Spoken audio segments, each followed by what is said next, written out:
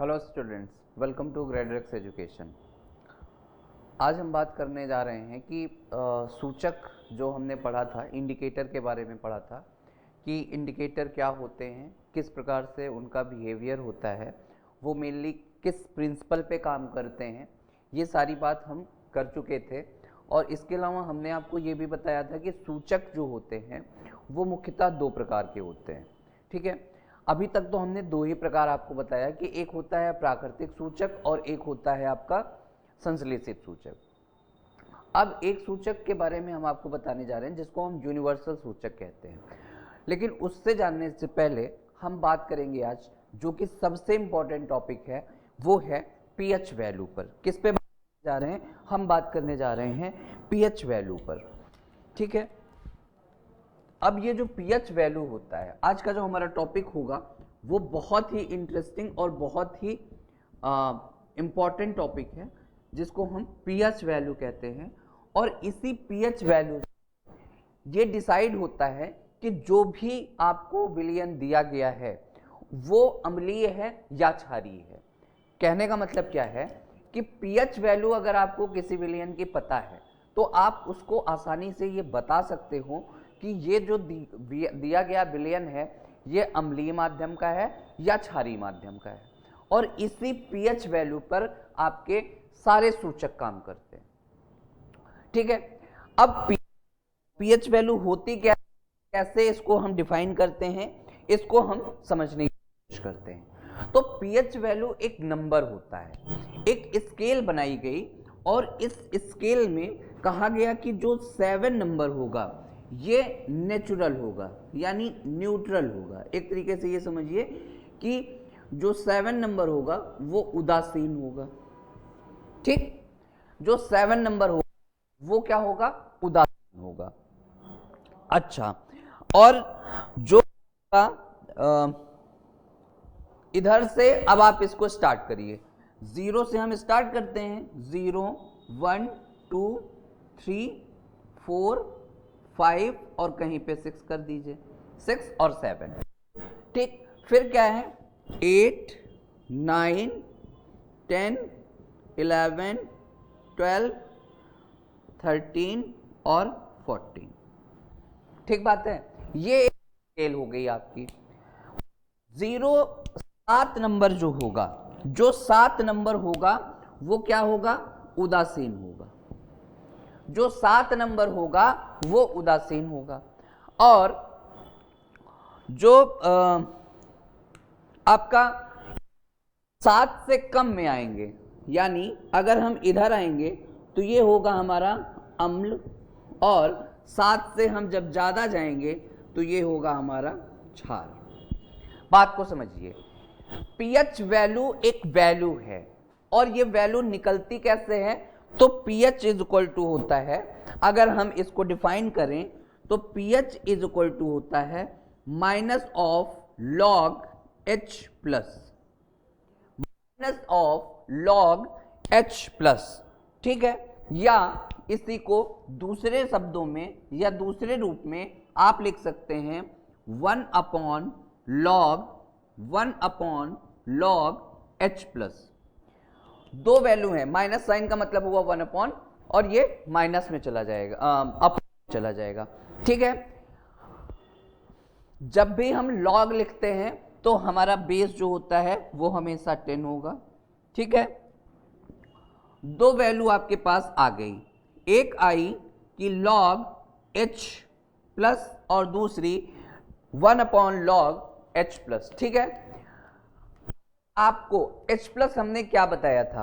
H plus हमने बताया था कि किसी भी विलयन में जो हाइड्रोजन आयन है, हाइड्रोजन आयन में भी हमने कहा था कि जो H प्लस होता है इसको हम या तो हाइड्रोजन आयन बोलें, या तो हाइड्रोजन आयन बोलें, या हम इसको प्रोटॉन बोलें। दोनों बातें सेम थी।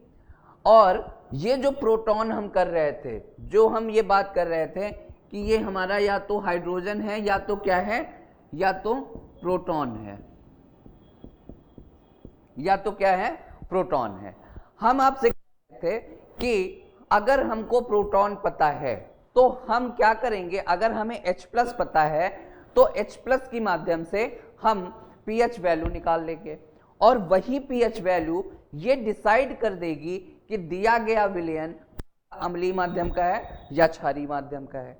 ठीक है, तो ये जो बात है ये आपको समझ में आ गई होगी कि इसमें देखिए जो हमारा यूनिट जो स्केल पे अगर नजर डालिए तो जो 7 नंबर होगा, जब भी किसी विलयन का यदि किसी विलयन के pH वैल्यू का मान 7 है तो दिया गया विलयन क्या होगा, उदासीन होगा। इसका मतलब क्या है कि पानी का pH वैल्यू क्या हो जाएगा बेटा, पानी का pH वैल्यू 7 हो जाएगा। क्यों? क्योंकि पानी ना तो अम्लीय है और ना ही क्षारीय है, तो दोनों में से जब कोई नहीं है तो इसका pH वैल्यू क्या हो जाएगा, 7 हो जाएगा। हम जब pH वैल्यू में 7 से कम की तरफ आते हैं, जैसे ही pH वैल्यू की वैल्यू कम होती जाती है, दिया गया विलयन या जो भी विलयन है वो अम्ल की तरफ शिफ्ट होता जाता है। अगर किसी विलयन का pH मान 7 से कम है, अगर किसी विलयन का pH मान 7 से कम है, फिर से समझिएगा, अगर pH वैल्यू 7 से कम है तो दिया गया विलयन अम्लीय माध्यम का होगा। कैसा होगा, अम्लीय माध्यम का होगा। और अगर 7 से ज्यादा है तो दिया गया विलयन क्या होगा, क्षारीय माध्यम का होगा। इतनी बात समझ में आई, इतनी बात समझ में आई। अब अगर समझ में आ गया है थोड़ा सा और क्लियर करते हैं इसको। कैसे क्लियर करते हैं, आइए जरा सा एक स्केल बनाते हैं और उस स्केल से ही ज्यादा चीजें क्लियर हो जाएंगी। हमने आपको बोला कि जो हमारा उदासीन होगा, उदासीन विलयन जो होगा उसकी वैल्यू क्या होगी, उसकी वैल्यू होगी 7। ये आपका मिड पॉइंट हो गया। 7 क्या हो गया, आपका मिड पॉइंट हो गया। अच्छा, यहां से आप स्टार्ट कर रहे हैं 0 1 1 2 3 4 5 6 और 7, ठीक है। और फिर इधर से आप स्टार्ट कर रहे हैं 8 9 10 11 12 13 14। ये आपका क्या है, ये आपका अम्ल है और ये आपका क्या है, ये आपका क्षार है।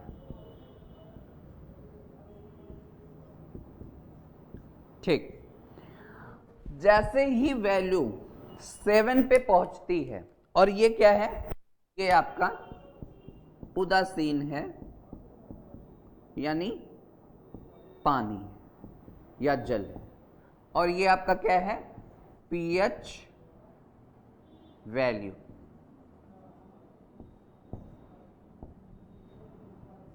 ठीक, ये pH वैल्यू है। अब इस पे जरा समझिएगा, हमने आपको क्या समझाया कि अगर वैल्यू 7 हो गई, अगर वैल्यू 7 हो गई, 7 होने के कि ये क्लियर हो गया कि दिया गया विलयन कैसा है, दिया गया विलयन उदासीन है, ना तो उसमें अम्लीय गुणधर्म है और ना ही उसमें क्षारीय गुणधर्म है। ये बात क्लियर हुई। अगली बात समझिए कि जैसे जैसे हम इस स्केल में ऊपर चलेंगे, यानी pH वैल्यू जितनी कम होगी अम्लता उतनी ज्यादा होगी। इसका मतलब क्या है, ये अम्लों का बढ़ता क्रम है। कैसा क्रम है, बढ़ता क्रम है, और ये क्षार का बढ़ता क्रम है। ठीक, इसका मतलब अगर किसी अम्ल का pH वैल्यू 6 है और दूसरे अम्ल का pH वैल्यू 1 है, तो 1 वाले की अम्लता ज्यादा होगी और 6 वाले की अम्लता कंपैरेटिवली कम होगी। कहने का मतलब 7 से जितनी दूर हम निकल करके जाएंगे, 7 से दूर हम कहाँ जा रहे हैं, 0 की तरफ जा रहे हैं। 7 से जितना दूर निकल करके हम जाएंगे हमारा पीएच मान उतना ही कम होता जाएगा, और साथ ही जब पीएच वैल्यू कम होगी अम्लों की अम्लता बढ़ जाएगी। उसी प्रकार से 7 से जब हम दूसरी तरफ 14 की तरफ चलेंगे तो 8, 9, 10, 11, 12, 13, 14, तो जब हम 7 से दूसरी तरफ दूर जाएंगे तो दिए गए विलयन की क्षारता क्या हो जाएगी, बढ़ जाएगी। इसका मतलब क्या हो गया, इसका मतलब ये है कि यदि, यहां पे हम आपको वो भी क्लियर कर दे रहे हैं कि यदि पीएच वैल्यू 0 तो क्या होगा, प्रबल अम्ल, ठीक। और यदि पीएच वैल्यू 14 तो क्या होगा, प्रबल क्षार, ठीक। ये बात समझ में आई। पीएच वैल्यू निकालते कैसे हैं, पीएच वैल्यू होती है -log H प्लस, या पीएच वैल्यू होता है कि 1/log 10 बेस H प्लस। तो इसी से क्लियर होता है, इसी से डिसाइड होता है कि दिया गया जो हमारा विलयन है वो अम्लीय माध्यम का है या क्षारीय माध्यम का है। अब सूचक क्या करते हैं, सूचक पीएच मान के बदलने के साथ ही अपने कलर में परिवर्तन करते हैं। अपने किस में परिवर्तन करते हैं, कलर में परिवर्तन करते हैं। तो जब वो कलर में परिवर्तन पीएच वैल्यू के हिसाब से कर रहे हैं, पीएच वैल्यू कम तो दूसरा कलर, पीएच वैल्यू ज्यादा तो दूसरा कलर। तो इस प्रकार वो अम्ल और क्षार विलयन में अंतर बता पाते हैं, यानी उनको अलग अलग कर पाते हैं, इसलिए हम उनको सूचक कहते हैं। तो पीएच वैल्यू का ये पूरा कॉन्सेप्ट आपको समझ में आया होगा। मिलते हैं अपने अगली क्लास में किसी और इंटरेस्टिंग टॉपिक के साथ। Thank you very much.